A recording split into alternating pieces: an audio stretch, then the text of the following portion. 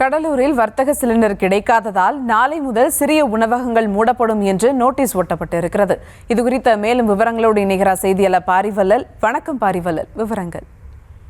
Subha, America Iran போர் காரணமாக வர்த்தக cylinder தட்டுப்பாடு ஏற்பட்டுள்ள நிலையில் பெரும்பாலான பெரிய உணவகங்கள் தேவைக்கேற்ப உணவுகள் தயாரித்து கொடுக்கக்கூடிய ஒரு சூழ்நிலை உருவாகியிருக்கு. இந்நிலையில பாத்தீங்கன்னா சிறிய உணவகங்கள், அதாவது குறிப்பாக பாத்தீங்கன்னா தக்காளி சாதம், தயிர் சாதம், சாம்பார் சாதம் உள்ளிட்ட செய்து கொடுக்கும் சிறிய உணவகங்கள்ல இந்த தட்டுப்பாடு காரணமாக நாளை முதல் தங்களது உணவகங்களை மூடப்போவதாக நோட்டீஸ் ஒட்டிட்டு இருக்காங்க.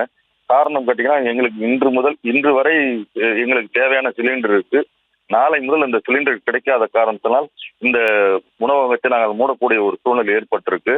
அதாவது பெரிய உணவகங்களை நம்பி இருக்கும் வாடிக்கையாளருக்கு ஏற்ப அவர்கள் மெனு கொடுக்குறாங்க. ஆனா சிறிய உணவுகளாக எங்களால் வாடிக்கையாளருக்கு தேவையான உணவுகளை வழங்குவது ரொம்ப சிரமமா இருக்கு.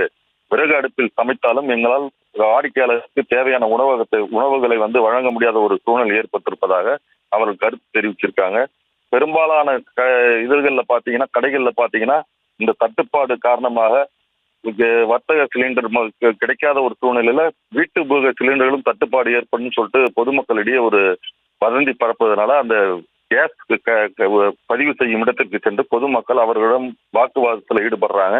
காரணமாக கேட்டீங்கன்னா, அந்த சிலிண்டர் கிடைக்காமல் வீட்டு உபயோக சிலிண்டரும் கிடைக்காது என்ற வதந்தியினால் இந்த பிரச்சனை ஏற்பட்டுள்ளது. இது குறித்த கடை உரிமையாளர்களும் ஊழியர்களும் என்ன சொல்றாங்கன்னா, உங்களுக்கு தேவையான சிலிண்டர் இருக்கு, நீங்க புக் பண்ணீங்கன்னா உங்களுக்கு வரும்னு சொல்லிட்டு சொல்லியிருக்காங்க. சுபா,